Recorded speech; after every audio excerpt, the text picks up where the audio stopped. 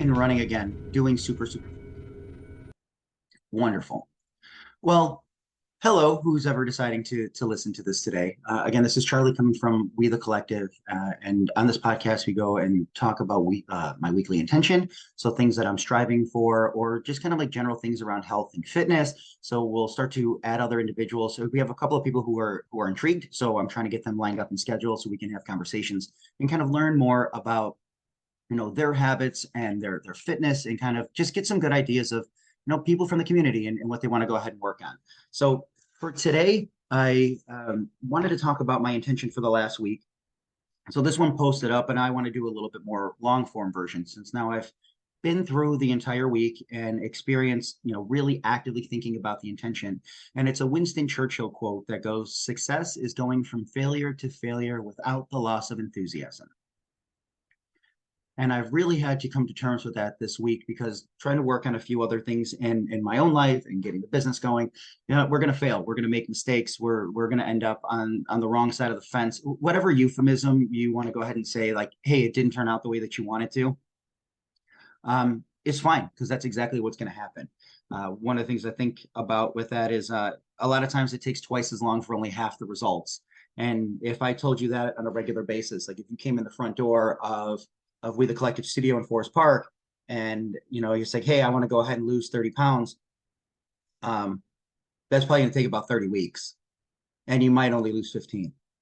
But it would be much more sustainable and something a little bit more healthier for the body compared to just dropping all the weight at once. So again, when we start to lose that sense of enthusiasm of what we're working on, kind of lose sense of what was thrilling about these challenges that we once saw in our lives, it starts to get a little bit tougher to kind of push forward.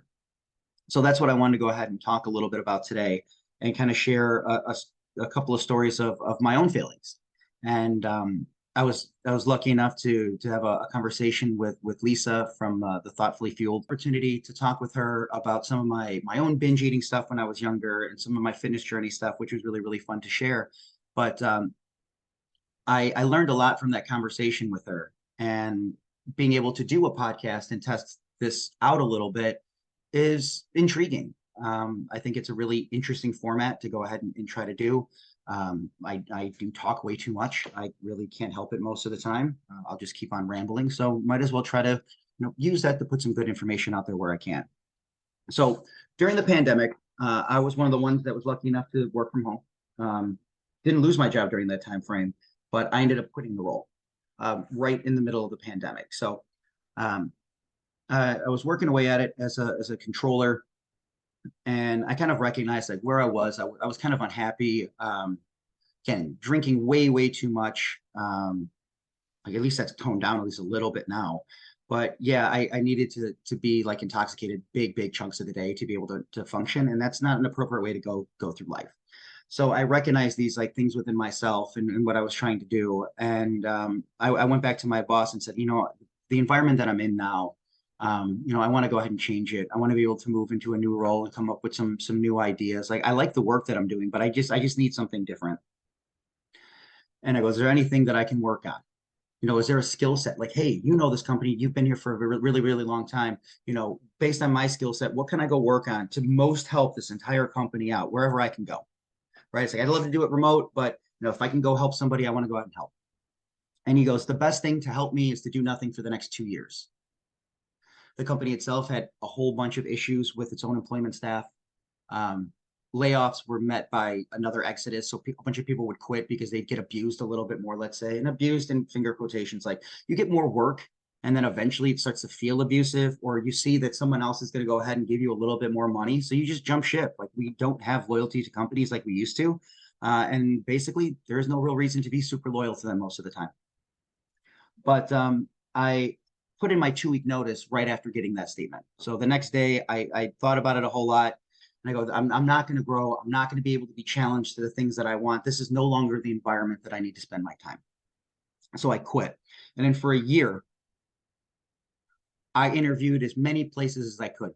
I talked to every recruiter that would call me, dozens upon dozens, if not 100 some odd interviews, constantly, several in a day, constantly going through it. And you start to feel like the shell of a person as you go through that, because you're like, you have to go in and sell yourself and tell them the same stupid story of your life over and over and over again, thinking that maybe this time they'll find you interesting.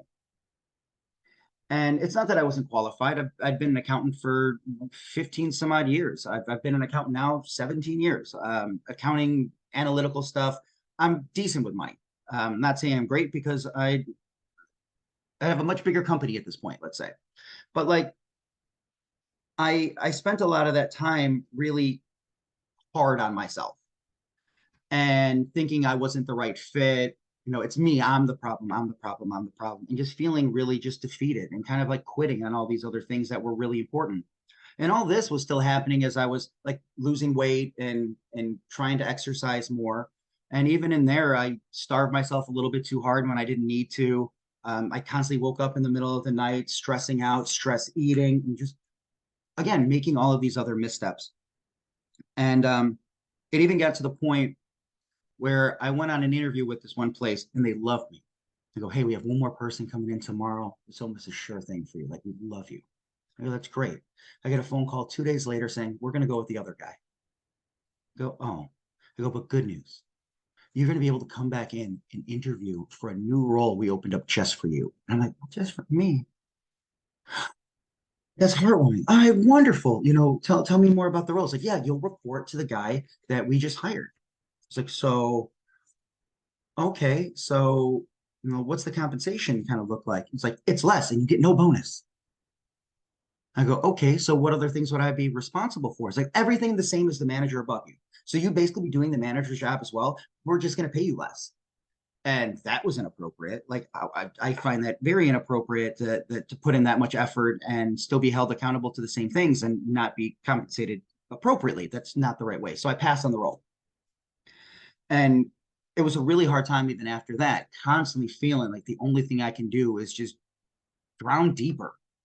And it's not like I talked to anybody else really about it. I kept a lot of that stuff to myself. And I think maybe that's one of the reasons that this podcast needs to go out there because, again, for everybody who kept their story quiet, somebody else goes ahead and speaks about theirs and it helps somebody get through it. So maybe this helps somebody else get through what they're going through.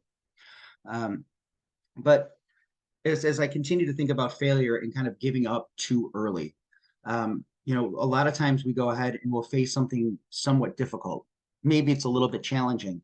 And we can look at it as like, "Man, I am so thrilled at the opportunity to do this tough thing that even if you fail, you take it as like a win or a learn mentality. Because if you really do enjoy those things, you'll continuously come back to them, even if you suck at them. So think back to, you know, when you were a kid, or think back to when you knew somebody younger was testing out something for the very first time, or just as simple as like trying to stand up and walk for the very first time. Like it's not like you got up and sprinted and then suddenly won every race. Like no, like you probably stood up and fell down immediately, and you probably fell down dozens, if not hundreds, or maybe even thousands of times. And you still found a way to go ahead and get back up and keep going. And I think that speaks a lot to what we're trying to do as people to, you know, recognize that we're going to make this mistake and we're still going to push forward nonetheless. One of the most disheartening things is to just say, "I flat out quit, I give up," and basically not look at it from the perspective of, have I learned everything that I've needed to do about this topic, right? If I've become the expert, I need to go ahead and take a nice, good reset of myself. So the other day I saw this thing. It said, you start off on something and you're terrible at it, and then you're kind of not so bad at it. You kind of get good, you become amazing, and then you realize you're terrible because then you've opened up to that next level of, you know, challenge that's out there. And every step along the way is just paved in all these little failures, these mistakes that we're going to make and learn from. And sometimes it could just seem like that mountain is just too high, but we don't have to jump the mountain in one step. We don't have to run the marathon in one step. The idea is to take the small chunks of it and continue to push forward or try to learn a new way to do what you're doing. So we usually have to think is just barrel down, head down, just straight forward into it. But if you took one step to the side, you realize, okay, this wall only went so far. If I can't break through here, how else can I assess my surroundings? How else can I work around this obstacle that's in my way? And it's really tough in those moments because you're sitting there, you're looking at the wall, and you're like, forward, but there's a brick wall, and you just keep hitting your head against it nonstop over and over again. And then you go, "Well, this doesn't work. I give up." And you turn around and you give up all the other progress that you made, and suddenly you regress down to where you were worse than you were before. So if we take those mentality moments and say, whatever I'm facing is really, really tough, it might be really good to take that small little break from it, to sit down, pull yourself away from it, find a moment to decompress, a moment to meditate, whatever kind of helps you. Just sit quietly for a minute or two and really think about the problem that's in front of you. If we go into some things with the mentality of, I'm a hammer, so everything looks like a nail, eventually I'm going to get screwed, right? So I'm going to be introduced to something that's not going to quite work as well with that same mentality. I need to be able to adjust that thought process a little bit. And that's where that win or learn comes in. So you either make your way over the hurdle that's there, or you start to work your way around it, and you can actually get a whole lot out of it. And using that as my process really kind of helped me towards the end of that journey of trying to find a role, saying like, my time will come. But during that time frame, started another business for myself, trained myself to understand something that I wanted to be better at, failed at it so many times over. I started to think that I was good at it. Then I thought that I was the expert. And then I realized I'm really stupid. I have to start over. And then you go through that same process again, and you never lose the enthusiasm wherever you are in the process to say, I'm learning, I'm still going, I'm not going to give up. And that's success. To say, I'm almost going to refuse to give up, but I'm going to assess as many good ways that I can go about this as I can, and try to learn from what I can to improve whatever it is. And it does not have to be fitness. It could honestly be anything in the world. So as I kind of look back and think about those things now, I can start to safeguard myself when I get to those darker places. When I start to feel like I'm not enough, it's like, well, all right, what can I go do to be a better servant to people out there? How do I service people out there to help them even more so? So if I'm feeling this way, other people have to feel this way at some point too. You probably felt like you couldn't go through something. Probably looked at it and banged your head against the same stupid brick wall as I did. It says, I can't do this, I quit. But if you spent a little bit of time thinking about it ever so different and said, maybe I'm not the expert I think I am. Maybe I can still be really excited about this. Maybe I can enjoy the fact that I'm stuck at this brick wall and just enjoy the process of doing this. Then maybe one day I'll just kind of get the wall to kind of give up, to make myself a little bit more resilient in those moments, and be able to fight forward. So as a couple little quick things that I wrote down here, is don't quit too early. In terms of like leaving my job, it was the right thing to do. But there's a photo out there of two guys digging towards like these diamonds. And this one guy is basically one hit away from finding all the diamonds, and he's turning around and walking away. And don't quit too early. You can always change the positioning a little bit of it. You'll keep practicing. You'll go from terrible to okay to great, right back to terrible again. But if you still feel really happy about it, you'll make your progress, even if it doesn't take you anywhere. There's no such thing as failure with the win or learn mentality. That's already gone into a whole bunch of detail. Do not practice to be better, but practice to be less bad. Because if we're going to fail and make a bunch of mistakes at it, it's great to go ahead and recognize that we're better and we're making progress in these other things. I think it's just looking at, I've become less bad, because eventually someone's going to come up to you and say, wow, did you know you're really good at this? And you go, no, I'm just less bad than I was before. So, and still being enthused with that process, I'm just less bad at this thing because I've practiced it. I've spent the time around it. And then that same person says, how do you do it? How do you go ahead and start to show them how to do it? And then still understand it might take twice as long for half the results. And even if you put everything into it, you might only get halfway, but that is better than nothing. We've set these expectations for ourselves that, things are going to happen at a certain point in our lives or a certain time frame. And sometimes they just don't. It's not meant to be that. Now, I was talking to somebody like trying to lose 30 pounds in a month. It's like, it took me a year to lose 40 and keep it off. So again, recognizing that I want to be a whole lot stronger. I go through my programs, I get a little bit stronger. Now I'm on the other side of it. I have a slight injury at this point. So I have to go ahead and take a full reset and say, all right, how are my hips moving in this regard? What am I doing to go ahead and strengthen this area of me that is clearly a weaker link, right? I was able to do it. This link has now given up for the moment. How do I reassess it and then go, I can work on this.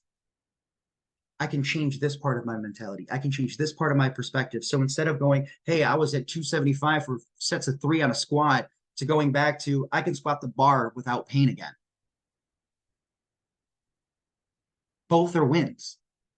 Somebody will take a look at that and be like, you screwed up, you failed. No, I'm restarting. I'm giving myself not just some excuse to get out of it, but I know I'm never going to be like the strongest person ever. I know I'm not going to be the leanest person ever. I'm not going to be the whateverest person ever. I'm going to be me. And if I keep on trying to fight for the little things in my life that continuously thrill me and that can actually start to help other people, that is a fantastic way for me to spend my time. So as you're going through your day and you're struggling through some stuff and it's starting to really get to you and you really don't know what to do about this one, success is going from failure to failure without the loss of enthusiasm. Find something to be excited about. Find something that thrills you and see if maybe even spending a little bit of time around there is going to go out and help you. So give it a shot and good luck.